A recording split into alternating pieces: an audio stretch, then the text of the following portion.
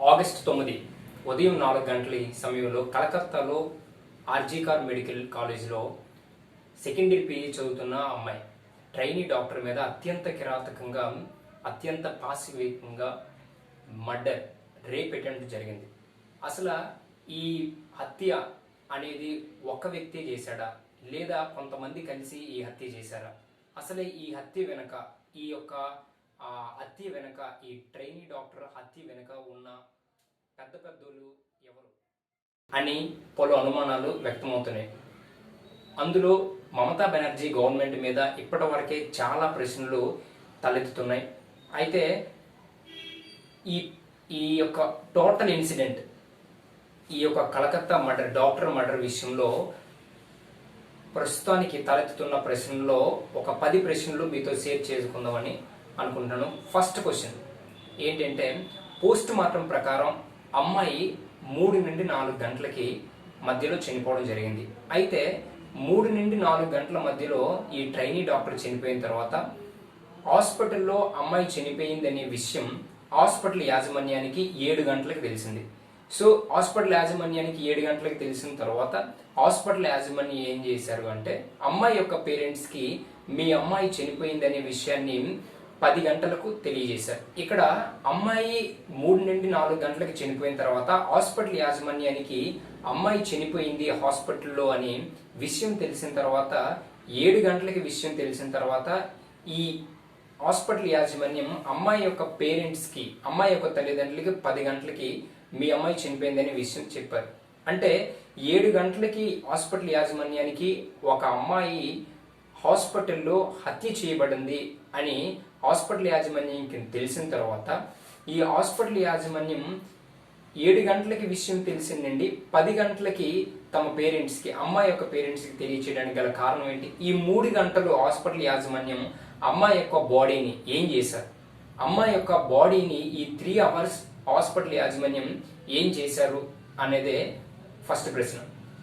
Number 2, ఎప్పుడైతే అమ్మాయి హాస్పిటల్లో చనిపోయిందో, మర్డర్ చేయబడిందో, ఈ హాస్పిటల్ యాజమాన్యాన్ని అమ్మాయి బాడీని మొత్తం చూసి, అంటే కళ్ళ నుండి గాజు పెంకులు రావడం, చెవి ముక్కు నుండి బ్లడ్ రావడం, అమ్మాయి యొక్క ప్రైవేట్ పార్ట్స్లో నుండి విపరీతంగా బ్లీడ్ అవడం, విపరీతమైన దెబ్బలు కలిగిన ఈ అమ్మాయి బాడీని, టోటల్ బాడీని అంతా హాస్పిటల్ యాజమాన్యం చూసిన తర్వాత హాస్పిటల్ యాజమాన్యం తమ పేరెంట్స్, అమ్మాయి పేరెంట్స్కి చెప్పిన విషయం ఏంటంటే, మీ అమ్మాయి ఇంత కిరాతకంగా హత్య చేయబడింది అనే విషయం హాస్పిటల్ యాజమాన్యానికి తెలిసినప్పటికీ మీ అమ్మాయి ఆత్మహత్య చేసుకుంది, ఇది హత్య కాదు అని హాస్పిటల్ యాజమాన్యం అమ్మాయి యొక్క పేరెంట్స్కి ఎందుకు చెప్పారు? నెంబర్ 3, ఎప్పుడైతే విషయం తెలుసుకున్న పేరెంట్స్ తమ అమ్మాయి హాస్పిటల్లో హత్య చేయబడింది అని ఎప్పుడైతే పేరెంట్స్ విషయం తెలుసుకున్నారో, విషయం తెలుసుకున్న తర్వాత హుటాహుటిన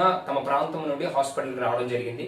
సో హాస్పిటల్కి వచ్చిన తర్వాత అక్కడ ఉన్న హాస్పిటల్ యాజమాన్యం ఈ యొక్క పేరెంట్స్ని, అమ్మాయి యొక్క పేరెంట్స్ని సెమినార్ హాల్లోకి వెళ్ళనివ్వకుండా, అంటే కనీసం 10 గంటలకి విషయం తెలిసింది, 10 గంటల నుండి ఎప్పుడైతే అమ్మాయి యొక్క పేరెంట్స్ హాస్పిటల్కి వచ్చారో, హాస్పిటల్కి వచ్చినప్పటి నుండి సెమినార్ హాల్ ఎదుట అసలు లోపలికి తమ కూతురు ఎలా ఉంది అనే విషయాన్ని చూడనివ్వకుండా హాస్పిటల్ సెమినార్ హాల్ బయటే అమ్మాయి యొక్క పేరెంట్స్ని 3 గంటలు వెయిట్ చేయించారు.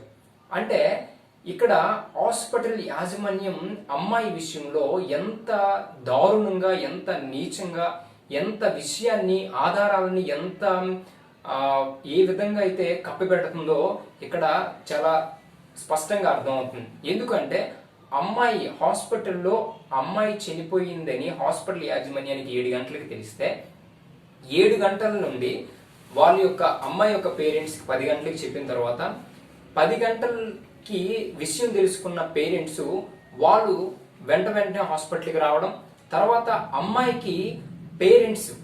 అమ్మాయిని తమ పేరెంట్స్కి చూపించినప్పుడు దాదాపుగా 1 గంట నుండి 2 అయింది.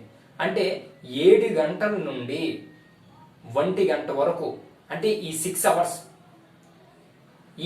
అవర్స్ హాస్పిటల్ యాజమాన్యం అమ్మాయి యొక్క బాడీ మీద అమ్మాయిని ఏం చేశారు అంటే, ఎటువంటి ఆధారాలు కనిపించకుండా ఎటువంటి ఎవిడెన్స్ లేకుండా హాస్పిటల్ యాజమాన్యం అమ్మాయి యొక్క బాడీని ఈ 6 అవర్స్ ఏం చేశారు?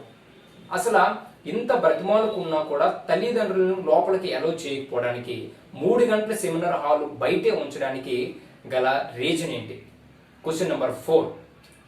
ఆర్జీకర్ హాస్పిటల్ ప్రిన్సిపల్ ఈయన ఒక స్టేట్మెంట్ రిలీజ్ చేశాడు. ఏంటి అంటే అసలు ఇన్వెస్టిగేషనే లేదు, అసలు ఎటువంటి ఇన్వెస్టిగేషన్ లేదు, అది హత్య, ఆత్మహత్య లేదా అది ఎటువంటి ఇన్వెస్టిగేషన్, పోలీస్ ఇన్వెస్టిగేషన్ లేకుండా, పోస్ట్ మార్టం రిపోర్ట్ కూడా రాకుండా ఈ ఆర్జీకర్ ప్రిన్సిపల్ ఏం చెప్పాడంటే అమ్మాయికి ఒక సైకలాజికల్ డిసీజ్ ఉంది, సో ఆ సైకలాజికల్ డిసీజ్ వల్లే అమ్మాయి ఈ విధంగా ఆత్మహత్య చేసుకుందని ఆర్జీకర్ ప్రిన్సిపల్ ఒక స్టేట్మెంట్ రిలీజ్ చేశారు. అసలు ఈ విషయాన్ని ఈయన ఎవరండి చెప్పడానికి? అక్కడ ఇన్వెస్టిగేషనే జరగకుండా ఒక హత్య జరిగిన తర్వాత దాని గురించి ఆధారాలు సేకరించక ముందే, పోస్ట్ మార్టం రిపోర్ట్ రాకముందే ఈ ఆర్జీకర్ ప్రిన్సిపల్ ఈ విధంగా స్టేట్మెంట్ ఇవ్వడానికి గల రీజన్ ఏంటి? అంటే ఈ విధంగా స్టేట్మెంట్ ఇచ్చి ఆధారాలని బహిర్గతం చేయకుండా ఆధారాలని కప్పిపుచ్చడానికి ఈ యొక్క ప్రిన్సిపల్ మాటలు వెనుకున్న పెద్దోళ్ళు ఎవరు అనేది తెలియాల్సి ఉంది. Question number 5. హత్య జరిగింది ఆర్జీకర్ హాస్పిటల్లో. హత్య జరిగిన తర్వాత ఏ ప్రాంతంలోనైతే హత్య జరిగిందో ఆ ప్రాంతాన్ని యాక్చువల్లీ సీల్ చేయాలి. సీల్ చేయకుండా ఆ ప్రాంతం చుట్టూ ఉన్న బిల్డింగ్స్ని కానీ ఆ ప్రాంతం చుట్టూ ఉన్న ఆ యొక్క సరౌండింగ్స్ని మరమ్మతులు చేయడానికి ఈ హాస్పిటల్ యాజమాన్యం పర్మిషన్ ఇచ్చింది. అసలు నాకు అర్థం కాని షాకింగ్ విషయం ఏంటంటే అసలు హత్య జరిగిన తర్వాత హత్యకు సంబంధించిన ఎవిడెన్స్ ఏవి కూడా అక్కడ కనుమరుగవ్వకుండా ఆ ప్రాంతాన్ని ఏం చేస్తారంటే సీజ్ చేస్తారు. ఇక్కడ హత్య జరిగిన తర్వాత ఆ ప్రాంతం పక్కల, ఆ చుట్టుపక్కల ప్రాంతంలో ఉన్న సరౌండింగ్స్ అన్నిటి కూడా హాస్పిటల్ యాజమాన్యం మరమ్మతులు చేయడానికి పర్మిషన్ ఎందుకు ఇచ్చింది? Question number 6. సంజయ్ రాయ్ అనే ఈ వ్యక్తి ఆ రోజు డ్యూటీ లేదు. సంజయ్ రాయ్ అనే ఈ యొక్క సివిక్ వాలంటీర్కి ఆ రోజు నైట్ డ్యూటీ లేదు. కానీ ఆ రోజు నైట్ డ్యూటీ లేని ఈ వ్యక్తి ఆ సమయంలో, ఆ 4 గంటల సమయంలో 4th ఫ్లోర్లో ఉన్న సెమినార్ హాల్కి ఎలా వెళ్ళాడు? Question number 7. సంజయ్ రాయ్ అనే ఈ వ్యక్తి ఆ రోజు నైట్ డ్యూటీ లేనప్పుడు హాస్పిటల్కి ఎవరు వస్తున్నారు, ఎవరు వెళ్తున్నారు, హాస్పిటల్లో ఎవరు ఎంటర్ అవుతున్నారు, ఎవరు వెళ్తున్నారు, ఎవరు వస్తున్నారు అనేది సెక్యూరిటీ గార్డ్ అనేది చూసుకుంటారు. కానీ ఈ సంజయ్ రాయ్ అనే వ్యక్తి ఆ టైంలో, డ్యూటీ లేని టైంలో ఈ యొక్క సంజయ్ రాయ్ అనే వ్యక్తి హాస్పిటల్ లోపలికి ఆ టైంలో వెళ్ళినప్పుడు అక్కడ ఉన్న సెక్యూరిటీ గార్డ్ ఎందుకు ఈ వ్యక్తిని ఆపలేదు? మరియు ఆ నైట్ అంటే ఆగస్ట్ 9 ఉదయం సరికి ఉన్న సీసీటీవీ ఫుటేజ్ని హాస్పిటల్ యాజమాన్యం ఎందుకు రిలీజ్ చేయట్లేదు? Question number 8. సంజయ్ రాయ్ అనే ఈ వ్యక్తికి విషయం ఏంటంటే సంజయ్ రాయ్ అనే ఈ యొక్క వ్యక్తి 2019 నుండి సివిక్ వాలంటీర్గా ఆ ప్రాంతంలో పనిచేస్తున్నాడు. సో ఈ యొక్క సంజయ్ రాయ్ అనే వ్యక్తి మీద అదే హాస్పిటల్లో ఒక డాక్టర్ని అసభ్యకరంగా ప్రవర్తించినందుకు ఆ డాక్టరు ఈ సంజయ్ రాయ్ అనే వ్యక్తి మీద ఒక కేసుని అనేది నమోదు చేయడం జరిగింది. అందులో ఈ యొక్క వ్యక్తి మీద కేసులు ఉన్నప్పుడు ఈ యొక్క వ్యక్తికి ఇంతకు ముందే 4 భార్యలు, అందులో 3 భార్యలు ఈ యొక్క వ్యక్తి టార్చర్ని తట్టుకోలేక బయటికి వెళ్ళిపోయి అందులో ఇంకొక 4వ భార్య క్యాన్సర్తో మరణించింది. సో ఇంత హిస్టరీ కలిగిన ఈ యొక్క సంజయ్ రాయ్ అనే వ్యక్తిని పోలీసులు శిక్షించకుండా, ఆల్రెడీ కేసులు నడుస్తున్నాయి, ఆల్రెడీ అదే హాస్పిటల్లో ట్రైనీ డాక్టర్గా పనిచేస్తున్న, అదే హాస్పిటల్లో డాక్టర్గా విధులు నిర్వహిస్తున్న ఒక డాక్టర్ మీద అసభ్యకరంగా ప్రవర్తించినందుకు కేసు నమోదైంది. సో ఈ ఇన్ని ఎలిగేషన్స్ ఉన్నా కూడా ఈ సంజయ్ రాయ్ అనే వ్యక్తిని పోలీస్ డిపార్ట్మెంట్ ఎందుకు శిక్షించలేదు? శిక్షించకుండా ఆ వ్యక్తినే తమకు ఇన్ఫార్మర్గా ఎందుకు ఉంచుకుంది అనేది ఇంకో ప్రశ్న.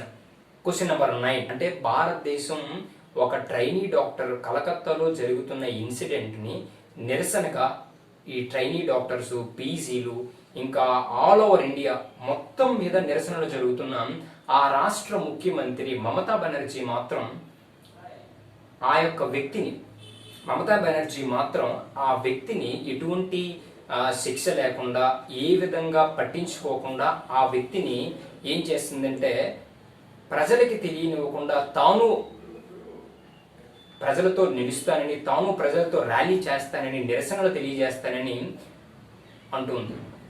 అసలు షాకింగ్ విషయం ఏంటంటే ఒక ముఖ్యమంత్రి హోదాలో ఉన్న మమతా బెనర్జీ గారు ఒక వ్యక్తికి న్యాయం చేయడానికి, ఒక వ్యక్తిని శిక్షించడానికి ఈవిడికి చాలా పవర్స్ ఉన్నాయి. సో ఇన్ని పవర్స్ ఉన్న మమతా బెనర్జీ గారు ఈ కేసు విషయంలో ఎందుకు సైలెంట్గా ఉంది? ఈ యొక్క ఇన్సిడెంట్కి ఎందుకు సైలెంట్గా స్పందిస్తుంది? సో ఈ కేసు వెనుకున్న పెద్దోళ్ళని ఏమైనా దాస్తుందా? అసలు సిబిఐకి అప్పగించాల్సిన పనేముంది అని పలు అనుమానాలు ఈ కేసు విషయంలో తలెత్తుతున్నాయి. Question number 10. ఆ రోజు రాత్రి 4 గంటలకి హత్య చేయబడింది. ఒక వ్యక్తే ఈ హత్య చేశాడా అని అనడానికి ఎటువంటి ప్రూఫ్స్ లేవు. ఎందుకంటే పోస్ట్ మార్టం చేసిన తర్వాత అమ్మాయి కడుపులో 150 గ్రామ్స్, నియర్లీ 150 గ్రామ్స్ స్పెర్మ్ అంటే వీర్యం అనేది ఉండడం జరిగింది. So it is impossible. ఒక వ్యక్తి ఆ అమ్మాయిని రేప్ చేసినట్లయితే 150 గ్రామ్స్ స్పెర్మ్ అనేది కడుపులో ఉండదు. సో అమ్మాయిని ట్రైనీ డాక్టర్ని హత్య చేసింది ఒక వ్యక్తి, సంజయ్ రోయ్. మనకి బయటికి కనిపిస్తున్న సంజయ్ రోయ్ అనే వ్యక్తి మాత్రం కాదు, ఒక్కడ మాత్రమే కాదు, దీని వెనుక చాలా మంది ఉన్నారు. సో దీని వెనుక ఒక్కడైతే కాదు, చాలా మంది ఉన్నారు.